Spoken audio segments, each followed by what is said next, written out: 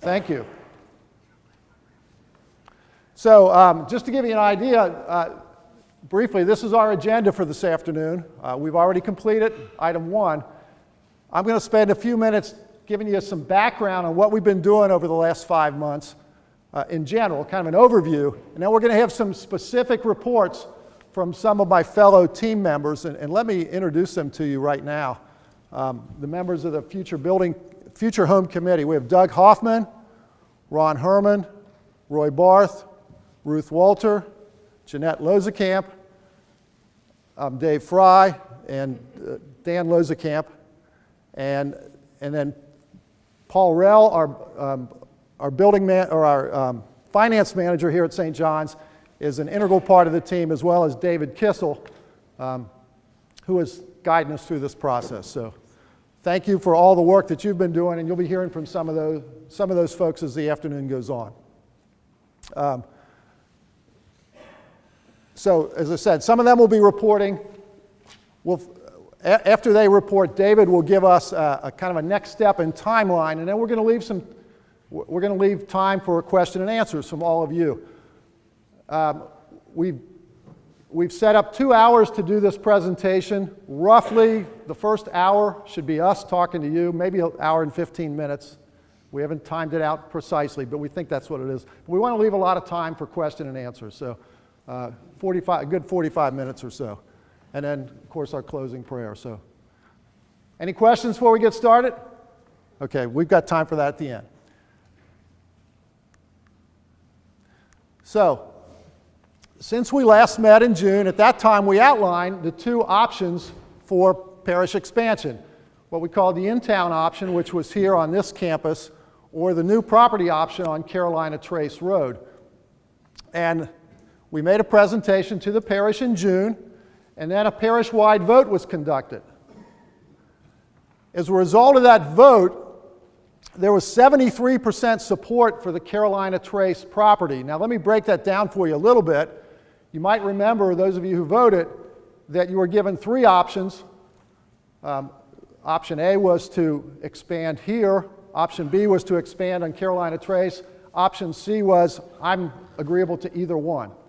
So the 73%, there was actually 60% that chose Carolina Trace, and another 13% were open to either one. So that's how we get the 73% support for Carolina Trace. So this was a multi-step process in terms of getting parish-wide buy-in. As Father reminded us in the June meeting, it's ultimately his decision, but he also reminded us, if he makes a decision that he doesn't have parish-wide backing and support, chances of success aren't very great. So Father, I think very wisely, wanted to get lots of elements or breakdowns of the parish, if you will, involved. So the first thing was this overall general parish-wide vote. But then also 3 different committees also had a chance to weigh in on this. Our Future Home Committee, the Parish Council, and the Finance Committee. All of them were, first of all, they were presented the information in the first bullet point, the 73% support from all of you. And I'm going to start from the bottom up, because I think the first group that actually weighed in on this was the Finance Committee. And the Finance Committee voted 4-1 with 1 abstention to support the Carolina Trace expansion option. The Future Home Committee, then our group, looked at all of this information, and the Future Home Committee, and there's 9 of us on the committee, and that was a unanimous vote, a unanimous endorsement to pursue the Carolina Trace option. And then finally, after those 2 groups had rendered their judgment, all of that information was presented to Parish Council. And Parish Council endorsed the Carolina Trace option by an 11-1 vote. So all of this information was then presented to Father Kemper, and I think based on this, Father Kemper decided, yeah, we're going to move forward with the Carolina Trace option. So that's how we got there. That's how that decision was made. It wasn't made by Father Kemper alone, well, it ultimately was by Father Kemper alone, but it was made with a lot of input from lots of different components of the parish.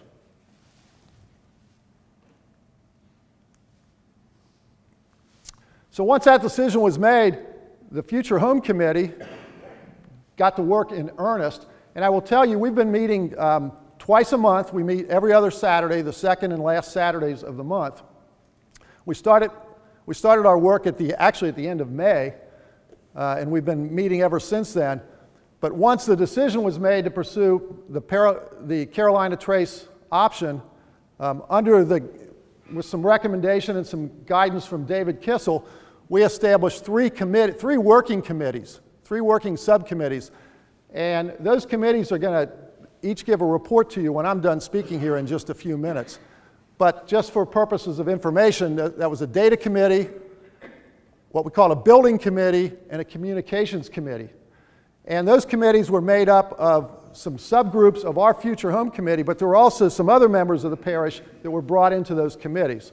So we broadened the role of participants in that work.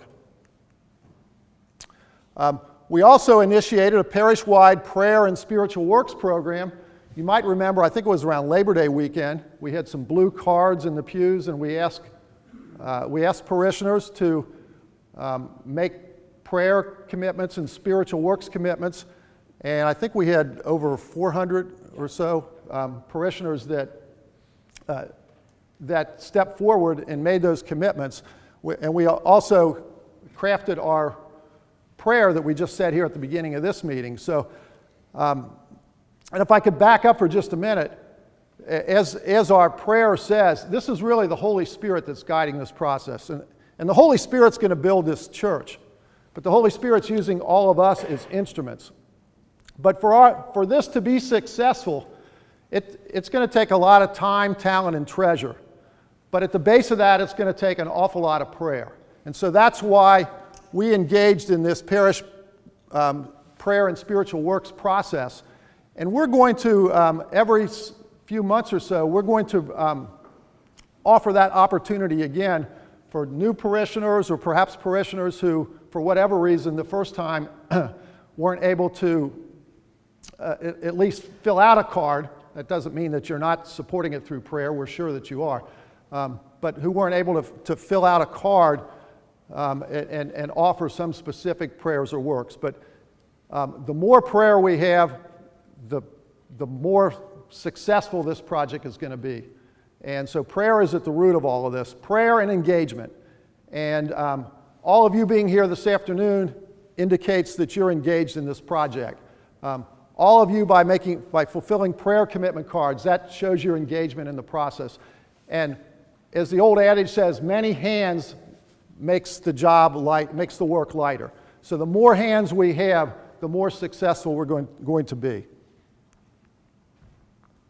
Again, just as a reminder, this is just an overhead depiction of what the proposed footprint is for the new property. We showed this in the June meeting. And then this is the one that caused, I know it caused me personally to gasp, and I think many of you. Phase 1, we presented this, again, back in June, a $16.2 million cost estimate. And I'm going to just editorialize here just a minute if I can. I think for many people, and initially me included, you hear that number and it's almost so big, it can say, gosh, we can never do that. How can we ever raise $16 million here in Harrison, Ohio to build a church? But I'm going to propose that we look at this differently. First of all, the $16.2 million, we're breaking it out. There are a lot of components there. So we don't necessarily have to have all of those things in place to actually build a church. We can break this into sub-phases if we need to. But I would challenge you to think of it, instead of thinking, this is an overwhelming task, we'll never get it done. I would challenge you to reverse the thinking and think about, let's build it from the ground up. And each of us individually, let's prayerfully and reflectively think, what can I do? What what can I do to make this work? Both in terms of prayer and sacrifice, but also in terms of financial contribution. If all of us individually do the best we can do, we'll add it all up and we'll see what the number is. If the number's not $16 million, we'll adjust, but we will build a church. We need to build a church. It's time to build a church, and the Holy Spirit's calling us to build a church. And we will build a church, and we'll be more successful, I think, if we do it in the mindset of each of us individually as members of the community. If we each do the best that we can do individually, and we put it all together, we can't fail. And so it may be that this is done.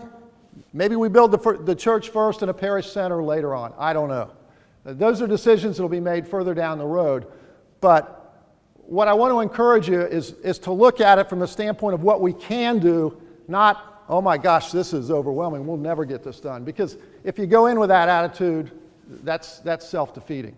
But if we go in with the attitude that I'm going to do the best I can, and my neighbor's going to do the best, and we're all going to do the best we can, I think we'll be amazed at what we can get accomplished. I really believe that. So, having said that, I'm going to turn it over now to Doug Hoffman.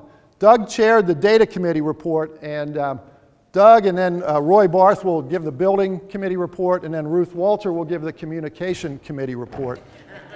Hi everybody, I'm Doug Hoffman. If you can't hear me, sorry. I'll try to talk loud. First of all, on the data committee, what we tried to do was go out and answer some questions. We've been all along in this process stating things like, we are a growing community, we are a growing parish, we are not stagnant.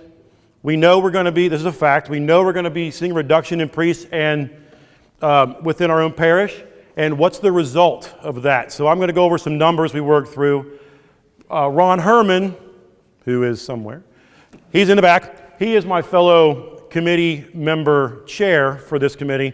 And we pulled in a few outside individuals from the committee, Bill Shepard, Carl, who I see here today, Carl Kors, and Dave Bischoff. They helped us also pull together a lot of information from around the area in their area of expertise. So I want to make sure I give them credit. A lot of their information is thrown in this as well. Okay. So first of all, parishioner growth. At St. John's, in families, we have a total of 2,015 families on the books. We have 1,221 active and 794 inactive. Active are those individuals that we do have an envelope number for, and we have a count of and what their giving is. So we know they're active in the parish via an envelope. And inactive is just the opposite, of course. They do not have an envelope, or we do not have a register of their giving or participation. So there's the plug. If you want to be considered active, go get an envelope. Paul is inactive because he doesn't have an envelope, but he still gives to the parish. So, for a parish growth, he said that himself. He's registered at a different parish, but he still helps out here. So, for our parish growth, so far as of October 22nd, we have 71 new families that have registered in the parish. They get envelopes as soon as they register. They have a number. By the way, this 71 accounts for 241 new parishioners. So you can go down the list and see we've been growing pretty steadily over the past 4 or so years. All right. And just an interesting statistic for baptisms, we do have a lot of baptisms coming in. Our average for the past 4 years, 70 baptisms. We have families, hopefully these baptisms or these weddings that you see on the right are ending up in these baptisms and years later. We do have, of course, parishioners going back to God as well. So far through August 26th, we have 53 baptisms, 21 weddings here. We are not a stagnant parish. We are active. Another point, we've been hearing this is an old parish. I don't think I'm old. I don't think this group is old. I don't think anybody's old. You're only as old as you feel. I went running yesterday. I feel old today. We have a very good dispersion of an age group. We have good young families with their children coming in, and probably the same through here, but we do have a good ratio, a good dispersion. We are not a stagnant parish. We have a good influx of young families, teenagers, and children. Okay, for October counts, what I tried to do is I took the October counts we have for the past 5 years to understand we're going to have to build a bigger church. But because we do know at some point Father Shine, Father Dorman are not going to be able to assist us in their retired capacity. So we are going to have to go down to 3 masses. Looking at our mass counts, October counts for the past 5 years, from 2008 to 2012, a side note, we had a Saturday 7 o'clock mass. What I did, I took these 146 people and rolled them into this 2008 adjusted number. I can tell you how I did it if you'd like, but it'll bore you. So, I like numbers. So, what I then did is I took we'll call them the late masses, the Saturday Vigil and the late Sunday Mass, and combined the early Sunday Masses and the late Sunday Masses into 3 different masses. So we're going to go to 3 masses. So if you take those and you convert them into 3 masses, let's just call it a Saturday Vigil Mass and 2 Sunday Masses. This is what the October count looks like. Side note also, just for reference, 2013 counts, we have 1496, so we're still falling pretty well within the range. The bar graph below, this line represents the current capacity of this church. The definition of current capacity is about an 80% max. When do people want to stand up? When do they feel crammed? Yes, you can go to the ball field and they have an 18-inch section that counts everybody's height. Mine's not 18 inches. So we can't fit a great number of people in this. So we came back and looked at a max number and said 80% is a good number, and that's 400. So if you take all of the counts, this is not current growth, this is current counts for each year, and then what I've done here is said, let's just say it's the minimum numbers for each max, and then the average. We are over capacity or at capacity in the worst case for our minimums. Gives you an idea that if we do not build a church, this is what we're looking at. This doesn't include parking. All right? You want to add anything, you can jump in. All I'd like to say is about the active and inactive. We tried to look and see not just who uses envelopes or is using the computerized deduction way, but also have we had contact with them in any way in the past 2 years. So if we haven't heard from them, we say, well, we're putting them on the inactive list because basically we started doing that because of the cost of mailings. So there's mailings at times that go out to everyone and mailings that just go out to those who are participating because it's so expensive. But I want to say that when we say people are inactive, that just means that's what we have evidence of. They might be at church every Sunday and they might be putting cash in the collection, but we don't know that. And so I just don't want people to think, well, unless you're putting an envelope in, you're considered inactive. It's just what we have evidence of so that we can work with that. So I imagine our inactive number is probably lower and our active number is higher, but we don't have evidence of that. So I just wanted to make sure people understood that. And that figure, remember, is 3 masses. It's not what we have now. It's for when we go to 3 masses. And we're looking at 3 masses because while I could do 4 masses, Saturday and 3 on Sunday, in 10 years they told us, do not expect you will have a pastor who is not shared with another parish. So we're looking at saying until we get a church built, I'm looking at probably 4 to 5 years, That would just give us 5 years before we're to this figure. So if you think, oh, he's just trying to get out of work, I do try to get out of work, I'm just not successful at it. That's why it's Thank you. Okay, St. John's annual giving. So if we look at the past 3 fiscal years for our total annual giving, you can see the numbers ahead on the board. Basically last year, $1,052,000. This is just in the collection. This is not your extra giving, anything. This also does not include Christmas, Easter, or holy days. It has been that way for a long time. It's put into a special account. Paul and I talked about it. We come up with, for Christmas and Easter, those are basically, highly attended masses. So you're going to get a true, let's say, extra influx of cash. And on holy days, you may have extra individuals coming in who are not parishioners. If you separate those out, you can get what we'll call the real parishioner giving. It's kind of the best idea.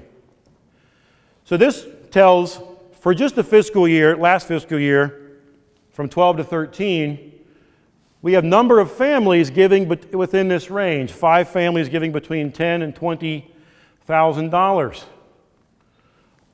Our largest giving block of giving, between 100 and 500 per year. This is annually. We do have 263 giving 0. Okay. So if we break this out a little differently into percent, this is St. John's giving in percent of dollars. Those individuals, 0.4% of the parish, giving between $10,000 and $20,000, or I'm sorry, I'm saying this incorrectly. This is percent of the giving. These individuals between 10 and 20,000 is 0.4 of the total dollars, not total people giving. Sorry. So between 1,000 and 2,500, that's roughly 19% of the total giving. This $1,052,000. And this is percent of the active families only. Again, because the inactive we don't have. This does not include, again, Christmas and Easter, nor does this include loose cash. Loose cash is around $50,000 per year, as is Christmas, Easter, and holy days. So some interesting notes. 10% of the total dollars of annual giving to the parish is 1% of the registered families. So 10% of our annual giving is given by 1% of our families. 18% of our total annual giving is given by only 2% of all of our active families. And then 47%, almost half, of all of our annual giving, that $1,052,000, is 9%. And if you look at the 80-20 rule, we about fall into it. We're a little better. 80% of our total dollars is given by 28% of our families. Just a side note, those of us that have this information, that have the annual giving, we do not have names. We only have envelope numbers, so I have no idea who gives what, except for me. So just so you can feel safe, your information is protected. It's passed on to us with that information deleted.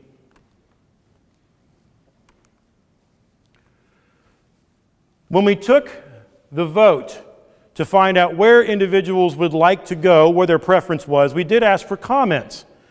So there were a couple key questions or comments that came in, and one of them was, what is it going to cost us? We're going to have 2 campuses for a while. Can we afford it? How much is it going to be? Paul worked out some numbers. And what we ended up with was about $2,100 per week. Roughly an increase of 10% would be what our necessity is in our weekly giving. Some of the constraints or assumptions in here are that we would do the snow plowing, and we'll have to figure out, we will do the grass mowing and maintenance. Okay?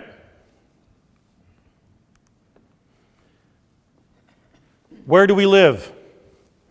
We went down the addresses, pulled out the zip codes. 69%, so roughly 70% of us live in the 45030 zip code. This is important when you're trying to look where growth is. Of course, the other one is right across the border in Indiana, 4760. I did list out a few other zip codes. If you don't see those on there, it isn't that I don't like you or anything. It's just there were a plethora of zip codes, but these were the ones that had larger percentages. So this is where our population, this is where our parishioners live.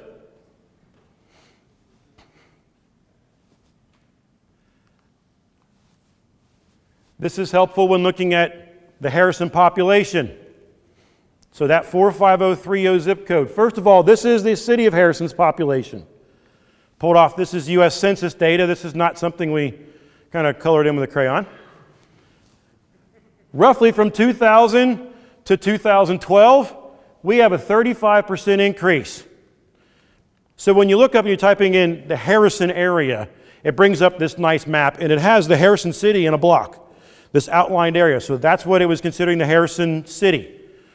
So that's what this population growth is, this 35%.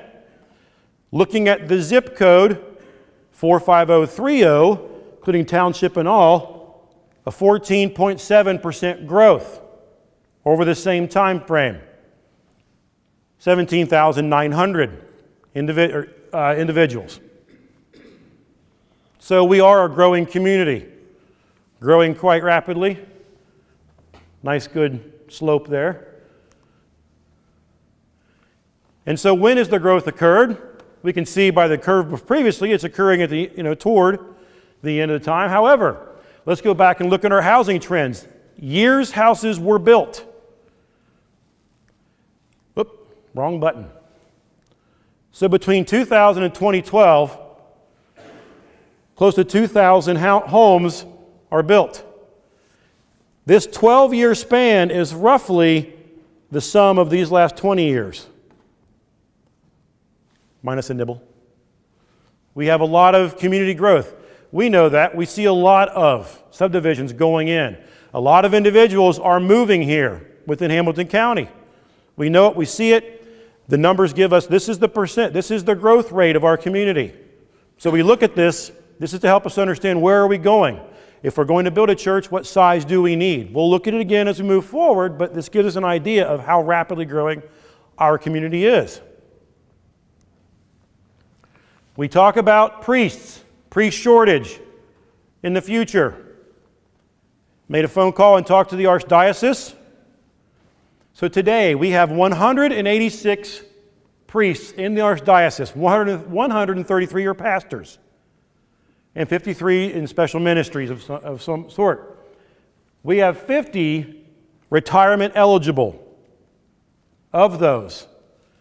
And then we have 100 retired priests who help with masses. Of course, retired priests say once they retire, they are busier than ever. Note to you, don't retire. They're setting a bad example. You want to get out of work, don't retire. So we talk about a 5-year projection from them, from the Archdiocese, going from 186 to 140 priests in the Archdiocese. The assumption they had was 100 pastors plus 50 in special ministries.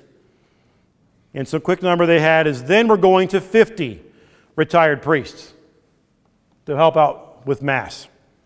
So there will be a reduction, and it will be considerable. This does not count vocations, does not count currently seminarians or anything right now. So hurry up, Jeremy, go through seminary. Get there. Sorry. He's red. Okay. In this process, right now we're talking a lot about the church and the parish center going up there. A later phase will be to examine and look at a school. Look at how big of a school do we need to build. So in the process, we will be putting in greater scrutiny and understanding what our school growth is also. So for the past 5 years, you can say we've been pretty level overall as far as our growth goes. and it is going up, and I don't know what we'll hope the moment for next year is higher. So we are considering it. Right now, it's not our primary focus that we're looking at to understand the data for our church building. Another question that arose a lot, not only was it, how can we afford this, but a concern of a lot of parishioners was, what happens to this city block when we're gone? We're going to leave a blight, we're going to leave a hole, we're going to leave an open area for Harrison. Interesting, there was an article in the Harrison Press. They have us moving tomorrow, I think, if you read through it. And I can wait while you read through this if you'd like. But the summary is, as you read the article, is they may want to purchase this and build a municipal complex and or some recreational center. Maybe City Hall, a City Hall building here. So they're already talking about it. They're already saying this would be useful property for us. So it would not necessarily be a hole. It would not necessarily be a blight. There could be a future use for it.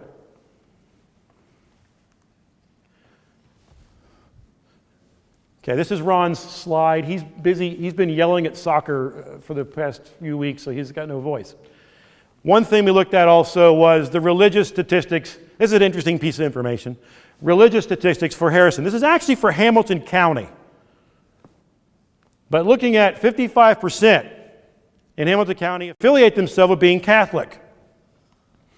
This still holds true for the Harrison area.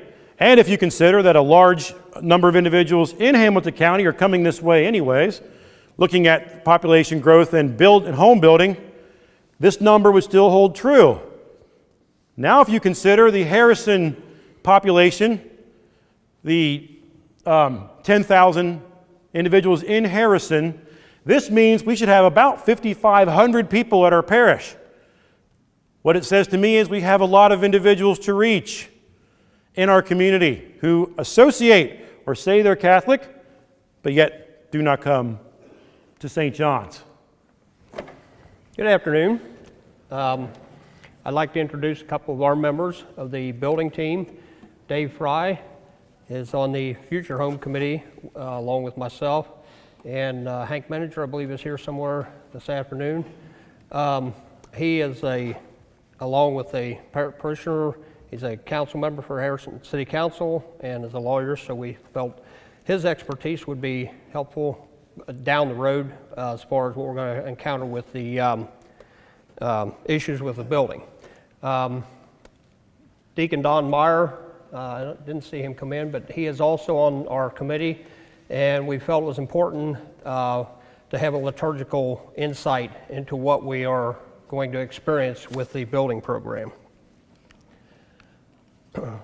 Our first meeting we held in August was with a director of property management and real estate from the Archdiocese, Jeff Bohr, and we had about a 2-hour meeting with him, I believe, and Jeff was in attendance at that meeting also.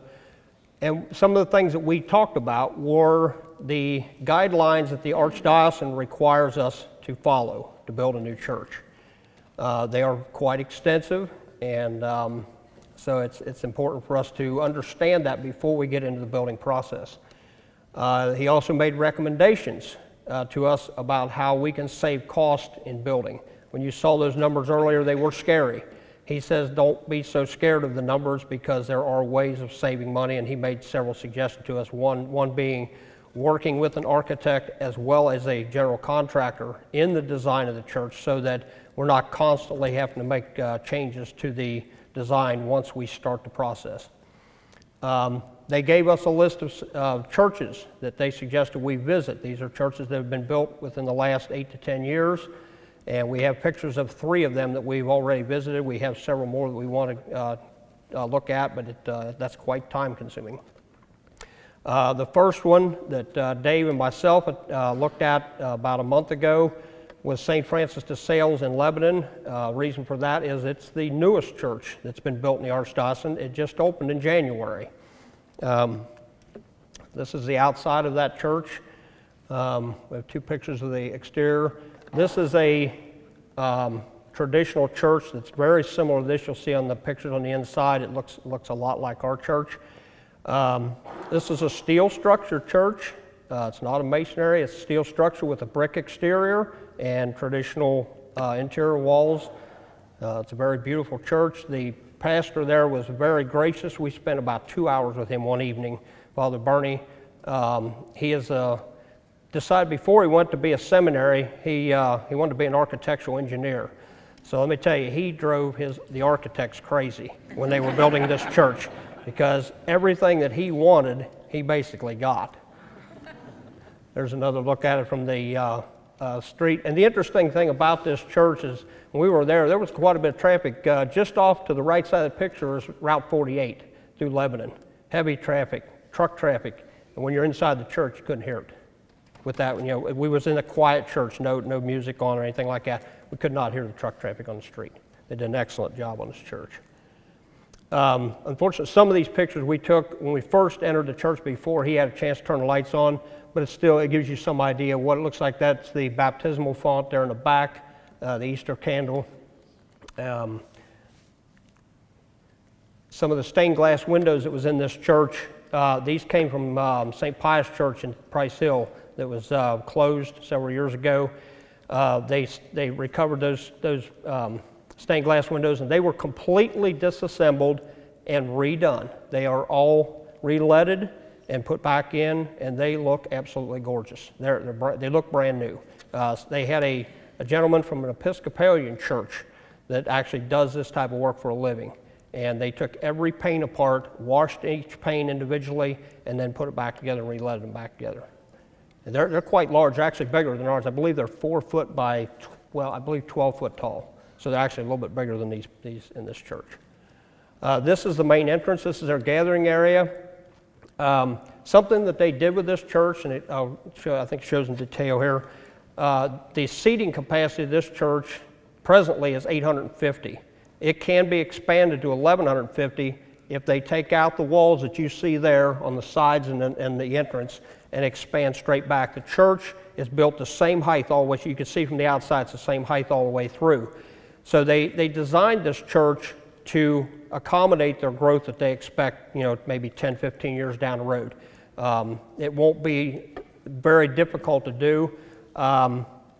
When you look at the outside, you see the stained glass windows, and one of the things I believe is in some of these pictures you'll see what they did. Here's a picture of the altar.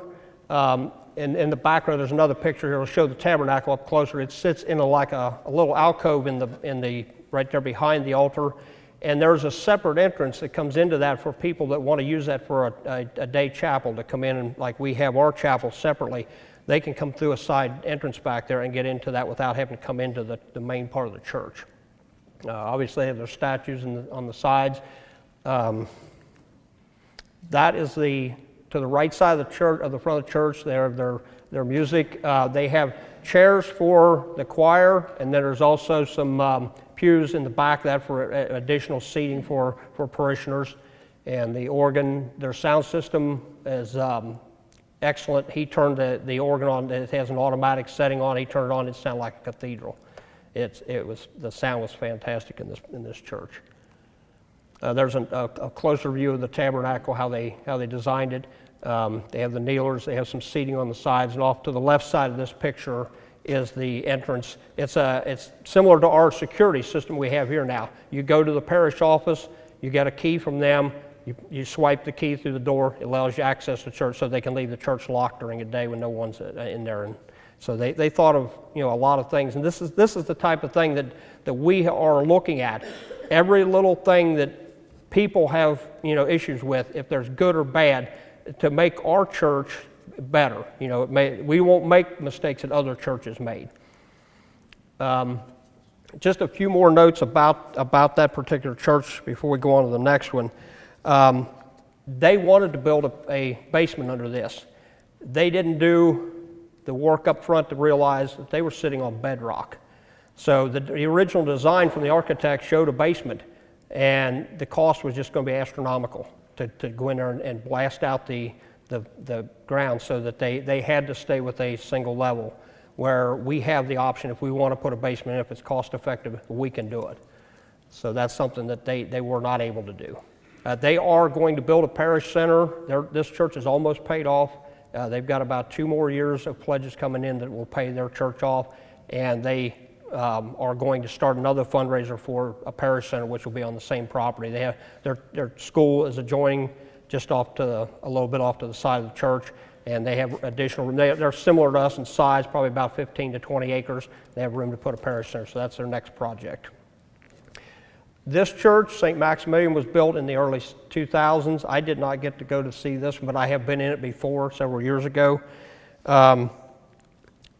This church is one of the larger ones around. They have 3,300 families. It seats about 1,300. There's a couple of views of it from the outside. Their gathering area is fairly large. It's quite a different design from what St. Francis de Sales is. It's on what individual parishes prefer. They have the baptismal font in the back of in the main entrance into church. It actually is shaped like a cross. That is a dual purpose. You can be submerged in it, or it has an area on there for baptizing babies. Seating, pews on both sides, and I believe this one also has some chairs in areas where they can expand. Their stained glass windows in this church are actually painted. They're glass that has been painted to look like stained glass. They're quite impressive, but it's a completely different technique. The altar, obviously, and I believe on this one, the tabernacle is not located in the church. It's in a separate area off the church. Right there to the left of the altar. Yeah, it sits back like in a little area. You can actually access it from the back side. There's a view of the stained glass, and like I said, it's actually painted as opposed to individual panes of glass. Some more of them on the sides. Their sound system. And all these churches that we've been to, they've all dealt with the sound issues.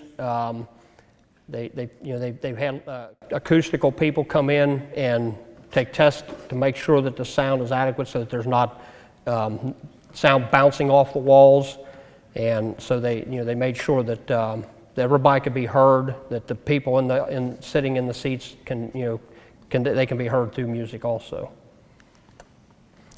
This is a cry room located off the side of the church.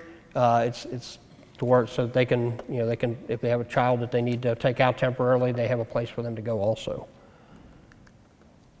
This is one of the sacristy where they can prepare for Mass. They have facilities for cleaning linens and washing the vessels after Mass, and obviously plenty of storage. The last one that was visited was St. Columban in Loveland. This church was also built around, I believe it opened in 2004, and it also seats in the neighborhood of about 1,100 to 1,200 people. They do have a bell tower on the outside, which I don't believe St. Max does. They do not. St. Max does not have a bell tower on theirs. There again, they have the baptismal font as you come in the main entrance to the church. All these churches have one main entrance. They have one gathering area that everybody comes into. They also have safety exits, obviously, for fire and that type of thing, that you can go out. But everybody is encouraged to come in and gather and come into church in one entrance. One of the things that this church has that's kind of unique is the ambo is adjustable for different people. It can be lowered for kids, for people that are in wheelchairs. It's made accessible. All these churches also have ramps that can get you up to the altar, so that we eliminate that isolation for people that have difficulty dealing with steps. Just another view of the seats, and you notice most of these parishes have very dark pews in them. The one distinction we found, St. Francis made the mistake of putting in cherry pews. They actually used cherry wood, and what they're finding is that wood is soft, and people that have like belt buckles or have like things on their pants will actually nick those seats. They said that they wish they would have never done that. Other parishes are using oak, maybe staining them a dark color like cherry, but it's something that was one of those little things that Father Bernie shared with us, that we don't want to make that same mistake. This particular parish has tile. St. Francis put in tile under their pews and carpet in the aisles. That was a cost savings for them. It was something that they chose to do to keep cost in line for their particular parish. This again is a cry room off to the side of the altar. This church also does have a basement. They have meeting rooms down there for various activities. The walls you see on the left side there are panels that slide back that makes that a larger area, so that if you have a meeting of this size, they can accommodate that type of thing. When they built this church, they did not have the basement finished. They did not have the additional funds to do it, so they went ahead and put the shell in there, and 3 years later they was able to come up with the money, and the parishioners did a lot of the work and finished it themselves. That is the parish offices off to the side of the church. There's a walkway goes from the church to that, and then off to the right side of that is their school that continues on out. On St. Max, they do not have a school. They only have the church. There's some other pictures of the outside. Now they also have a day chapel at this church that is accessible from the church itself, but they have seating, I believe, what did they say, 100? It seats approximately 100, so they can do daily masses in there as opposed to using the big church. So we'll turn it over to the Communications Committee, and Ruth is going to explain what they are dealing with.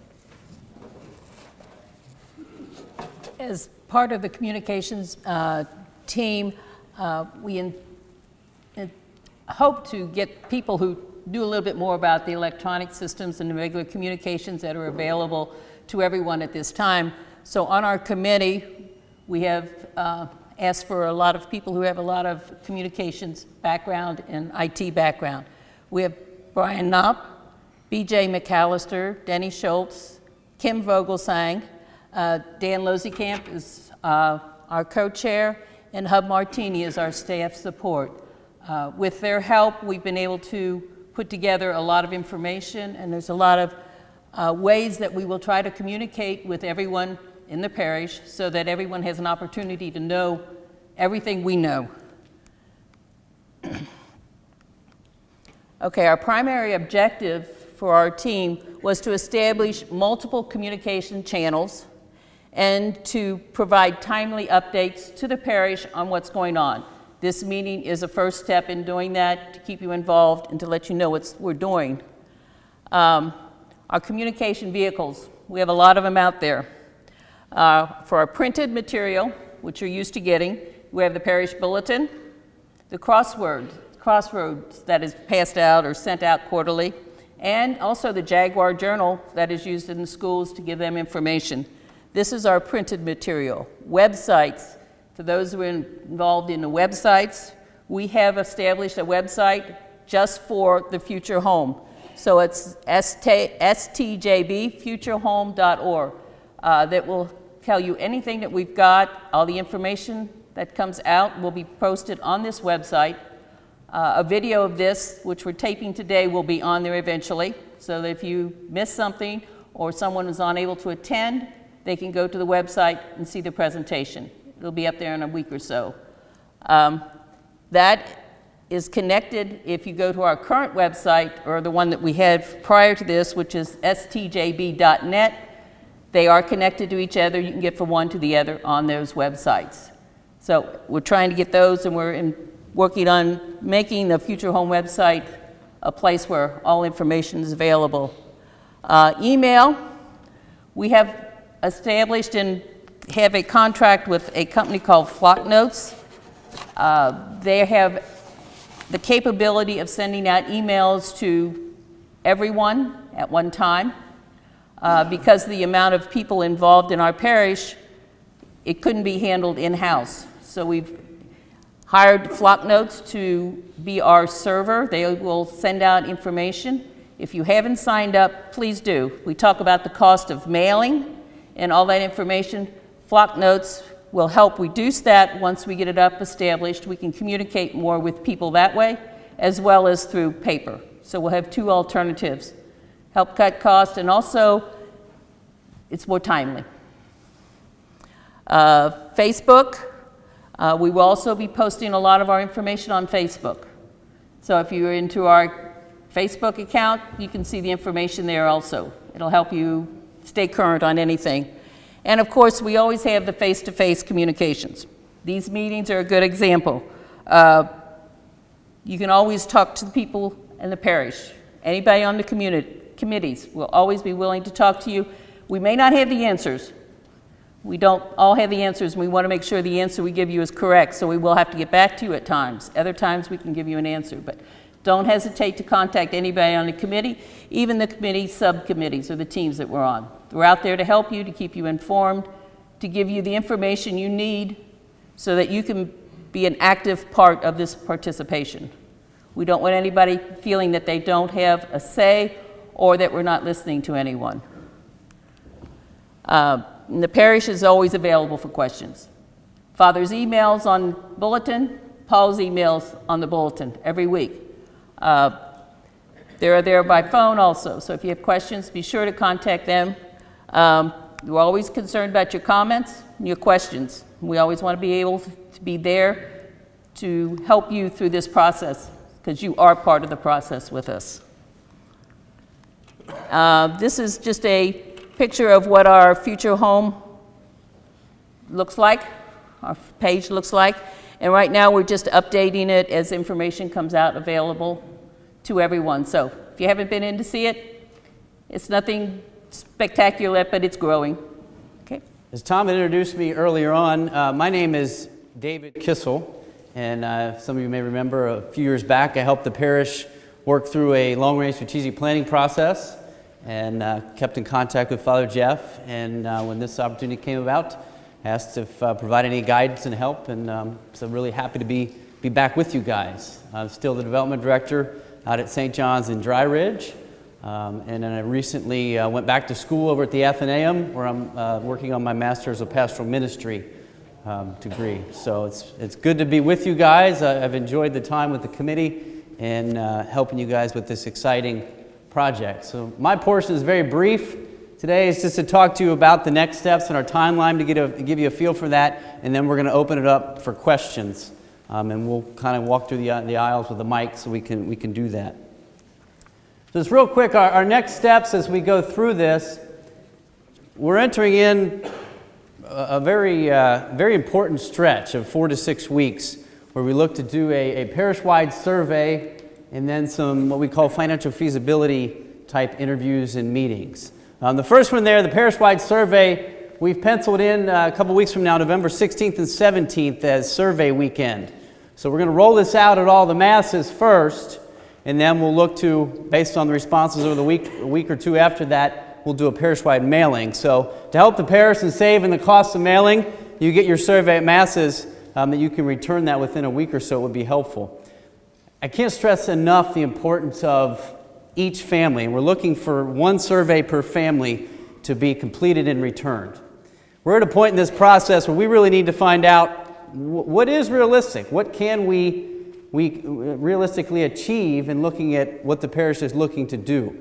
And that's what these surveys are going to help us to determine.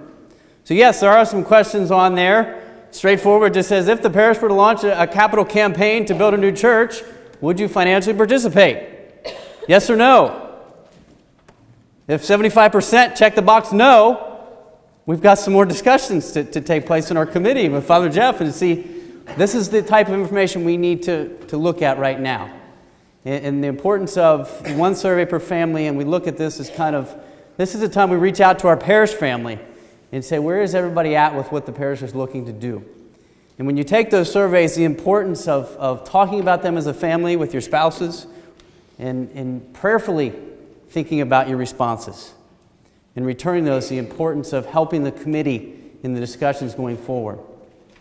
The next level there, the financial feasibility study interviews, based on, you saw some of those slides, but based on past giving history And these are discussions that only Father Jeff and Paul are involved in because of the sensitive information that are involved in that, based on previous giving history, to identify some families that we would like to set up and have a one-on-one interview with myself, just to get some more feedback and more kind of qualitative information about the project, and also the potential for what the parish's fundraising goals could potentially be. So when we're done with these next few portions of the process, we'll be able to come back and say, this is a realistic range that we think the parish could raise in a 3 to 4 year capital campaign.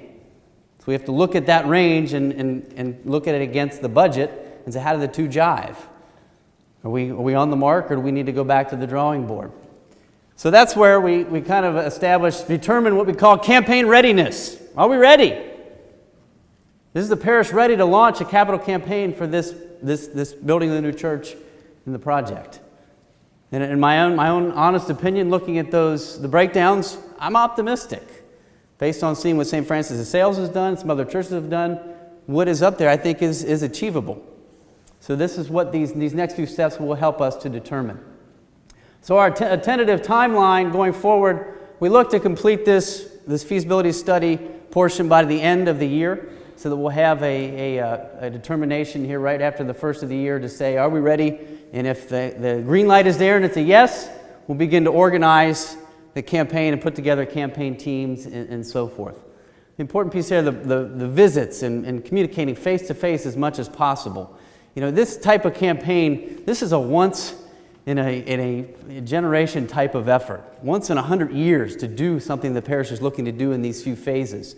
And this is not a direct mail, let's send out a letter and keep our fingers crossed and hopefully people participate. This is really to have those personal conversations, to invite people to participate, to hear what their concerns, their worries, their excitement may be, and to have those conversations with the parishioners along the way. So it's going to take a lot of people fuel to make that happen. So what we have going forward is an invitation.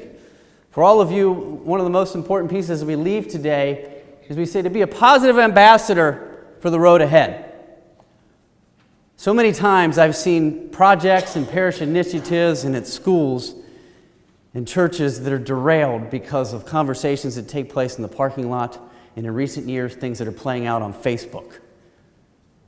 And how important it is that everyone leave as a positive ambassador for the road ahead. You may not agree, you may be concerned, you may have some worries, some fears, and that's okay. But the importance of, if you do have concerns or questions, to make sure that the committee is open, Father Jeff is open, the staff is open to discussing those with you. And that we need the entire parish to hopefully get on board with this. This is going to take hundreds, if not thousands, of parish families to make happen. And based on the commitment level of this committee and what I've seen from them over the course of 3 to 4 months, meeting every 2 weeks, I think this parish has that commitment level to make this happen. There's a lot of passion, there's a lot of energy, there's a lot of enthusiasm from this committee that I see, and I saw it in the long-range planning process a few years ago. And I think it can be done. They put together a lot of work, and they deserve a round of applause for the work that they have done for this presentation.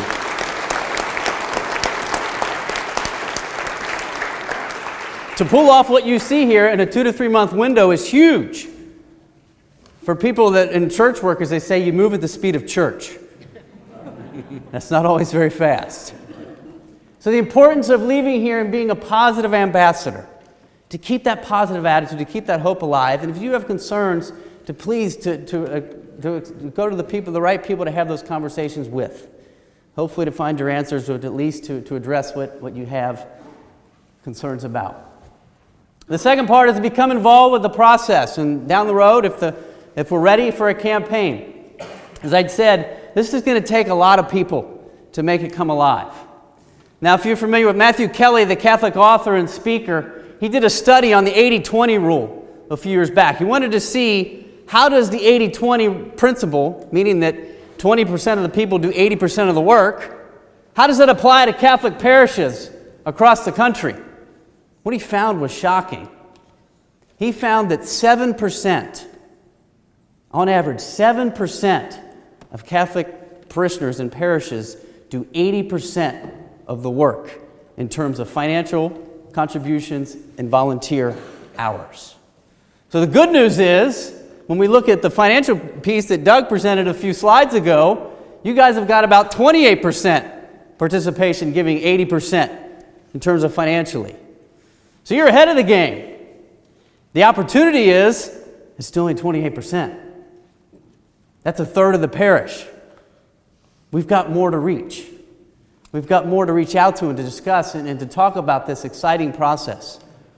And what I've seen from this committee and what I've seen from parishes that have taken on this type of work, it puts into that principle that's in the book, Growing an Engaged Church, that belonging leads to believing. That the more we can reach out and we can personally discuss things with people and invite them to participate, the more they feel a part of it leads to a stronger belief. So to see the passion, the energy of this committee and the teams we hope to form in the coming months, reaching out to families, that the community is saying, what's all this enthusiasm, this passion, this energy coming from St. John's Harrison? What's that all about? They really got some good stuff going on there. They feel a part of it. And that leads, as the book pointed out, leads to a stronger belief in what we're about as a Catholic Church. In the last part there, the importance of everything we do, we anchor everything in Christ.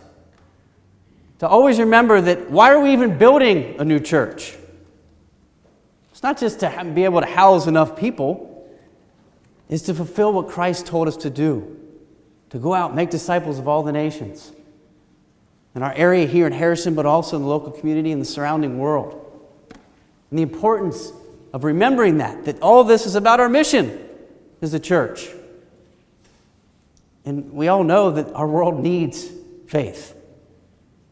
Read your headlines in the news, and you can see the world is an upside-down type of place, and it needs faith. And the importance of a project like this, to have a place, a church, a parish community to come together to grow in Christ so they can go out into the world and make a difference wherever life may take you. So those are the three invitations: to be that positive ambassador, to be involved, and also to remember we've got to pray. The Spirit's going to lead this parish wherever you need to go to grow closer to God. Wherever that road may look like, sometimes it's going to be up, sometimes it's going to be down, but He's going to lead us where we need to go. So the importance of prayer in that piece. I believe in your packets is an evaluation sheet. Am I correct, Paul, in that? The last part of your packets, the last sheet is an evaluation sheet on there that if you could take the time before you leave, or if you need some time, you can take it with you, but to see how we did today. But also there's a question on there that if you'd like to become involved in the road ahead, to check that box yes, and we'll be happy to begin those conversations with you. And please remember, as we always get into this, we get into campaigns and we ask for people to help in these campaign teams, and people say, I'll help you out, but don't make me ask anybody for money. Just don't make me do that. Please remember that as myself, Father Jeff, the team, the necessary support, the training will be there.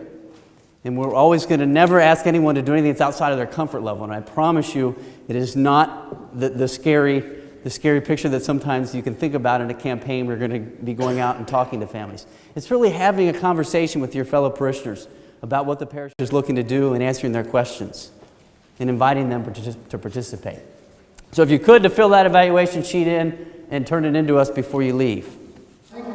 As we've talked about and reiterated, it's just not a committee or a team. We're a community, and we're all in this together.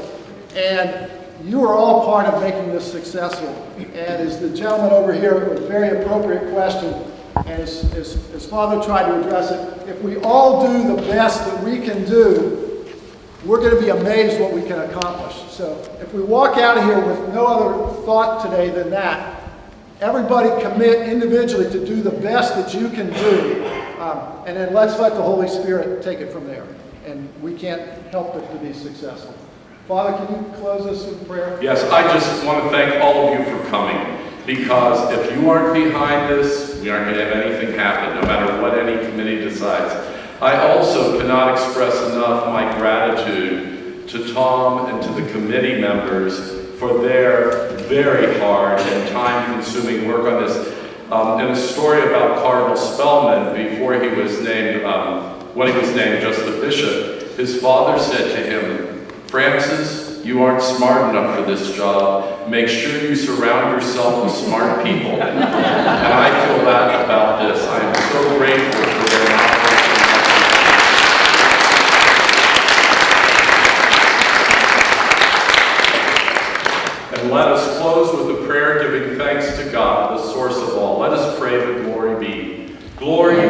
the Father, and to the Son, and to the Holy Spirit, as it was in the beginning,